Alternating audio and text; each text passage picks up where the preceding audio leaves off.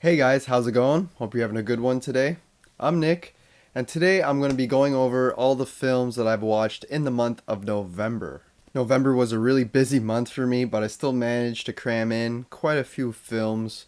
I didn't even realize that we were really in December until last minute, and I was like, oh geez, I didn't even put out my November watch list video yet, so here it is. It's a little late, but I finally got it to you. And without wasting any more time, let's get into it. Now, starting off with the TV shows, I haven't watched a whole lot of TV in November. I've been putting on like Futurama and Simpsons late at night just when I'm relaxing or ready to go to sleep. But I did catch the first two episodes, brand new episodes, of It's Always Sunny in Philadelphia, season 15, episode 1 and 2. And they're both great episodes, hilarious. They still manage to cover and talk about the most controversial subjects, but they do it in a tasteful way. And it's always awesome to see the gang back on the screen. Now, getting into movies, I've seen Puppet Master for the first time this month. I'm eventually going to review this for my big review series starting in January, which was supposed to start in November, but since things are so busy with Christmas around the corner and everything, I decided to postpone it till January. But I still checked this out for the first time, and I was pleasantly surprised. I actually thought it was going to be more cheaper than what it was. The little puppets are awesome. I love all the kills in it. The story is unique, and I'm excited to check out the rest of these films in this franchise because there's quite a bit. There's like, I'm not sure the exact number, but there's more than 10 of these sequels, so this is going to be a fun franchise to dive into. Plus, over on the House of the Living Dead's channel, we've been going through all the Resident Evil films. In the month of November, we went through Afterlife, which is my personal least favorite film in the Resident Evil franchise. Just so boring, and it's really a useless film. The story doesn't advance very much, and not much happens. Next up, we got Retribution. We checked that one out. This one I'm more mixed on. There's some things in here I really like, and then some awful decisions at the same time thrown in there. So it's a real mixed bag for me. Then we had the final chapter where we wrapped up the Paul W.S. Anderson films, and this one doesn't end on a good note. It's one of the worst ones. This is in competition with Afterlife for the least best. It's a little more entertaining for me personally, but they do so many things story wise that I do not like that this is at the bottom of the franchise for me. And lastly, I went out to the movie theaters for the first time in a long time, and I got to see Resident Evil Welcome to Raccoon City. And this was another mixed bag for me. They do so much right that we wanted them to do right in the other films. They finally get the tone and atmosphere right, and a lot of video game services there. But everything else kind of just falls apart, whether we're talking about character development or story. The whole second half of the film feels completely rushed, and it's unfortunate, but hopefully they can make sequels to this and learn from their problems. And we also did a creature feature showdown over on the J Man's Movie Cave, Jason Nike's channel, and we pitted three movies against each other. One of them being The Blob, which is just such a fun 80s monster flick.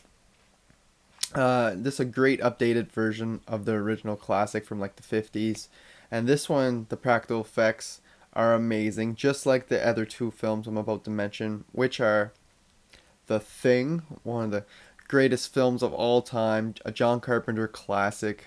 Basically, everything about this film is perfection. And the last opponent in the showdown was The Fly. Again, another great little creature feature, great effects. It's a much more smaller scale film compared to the other two that it went against, but the casting is just so perfect that it's great to spend time with these characters. I also watched all four Aladdin films: the original, Return of Jafar, King of Thieves, and the remake from 2019, the live action one. I'm not going to talk about these ones too much, but because I have a ranking coming out of all four, but I have watched all four of those films in November. Next up, we got Shang-Chi and the Legend of the Ten Rings. This was quite the surprise for me. It After watching it, it went quite high in my MCU ranking. I think I like number 11 right away on my first watch. It was just a really unique style that they went for. It's still got that Marvel formula, like the template, but they throw in a bunch of like kung fu and martial arts in this one that really makes it stand out from the rest. But unfortunately, it still uses way too much CGI in its final act that kind of takes away from the whole moment.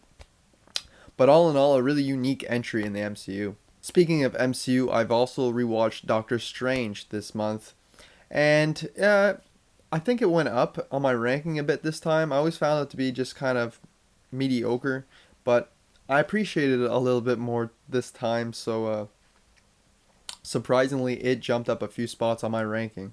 I was over on Bacon Pew Pew's channel for a watch along of A Nightmare on Elm Street 4, The Dream Master. He went through the whole series with his A Nightmare Before Christmas watch along series. And I always found this entry to be like the MTV version of all the movies.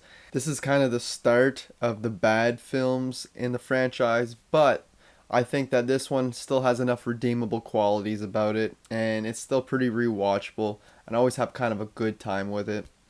We get some really unique nightmares and kills in here, and Freddy, like I said, he's starting to get more too much comedic, but it's still way better than Dream Child and Freddy's Dead. If you've been paying attention to the content I've been putting out, I've watched Terminator 1 and Terminator 2. Again, not going to get into these in depth because I just put out reviews for both of those. You can go check them out on the channel if you like. But yeah, two amazing classics that you can't really beat. Next up, we got Last Night in Soho. This is the latest film from Edgar Wright, one of my favorite directors. And this was no disappointment. One of my favorite movies of the year. It's much different than his other films like Shaun of the Dead and Hot Fuzz or even Baby Driver. And I'm glad that he's exploring these other genres and just trying these other original concepts and stories. And this one's great. Great visuals, cool little twist in the story, and all in all kept me engaged with its mystery. I happened to watch Home Sweet Home Alone, the new Disney Plus original film.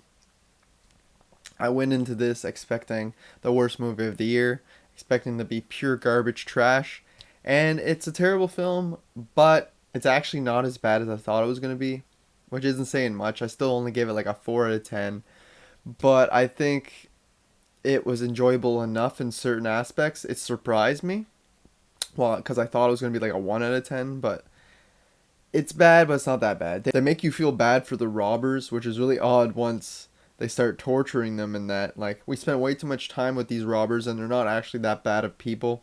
So it's not as satisfying seeing them go through all these traps. And the kid is just no McAllister. Like, he's forgettable and there's nothing really unique about him. And lastly, to wrap up the month of November, I watched Venom: Let There Be Carnage.